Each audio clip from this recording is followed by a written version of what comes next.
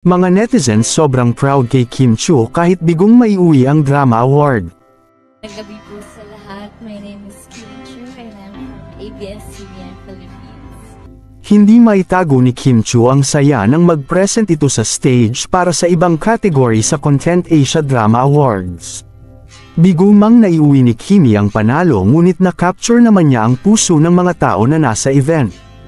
Talagang outstanding ang kanyang performance sa teleserye na linlang at saksi ang buong Pilipinas kung gaano ito ginampanan ng aktres.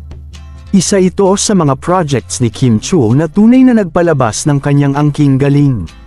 Kaya naman, walang pagsisisi ang aktres at sobrang proud siya sa nomination. Hindi lahat nabibigyan ng ganitong parangal kaya naman isa ng karangalan para sa bansa ang ma-nominate lang. Ayon sa post ng One Publicity PH, "We are so proud of you, Kim. Being nominated by an Asian awards body is a testament to your exceptional work and dedication.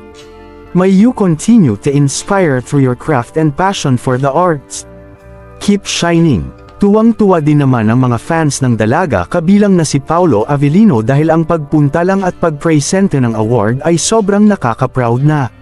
Kaya naman still proud ang mga netizens sa nakamit na nomination ni Kim Chiu at hindi ito kabawasan sa galing ng aktres. Ayon nga kay Paolo Avellino, pinaalalahanan niya si Kim Chiu bago umalis na para sa kanya ay ang dalaga ang panalo.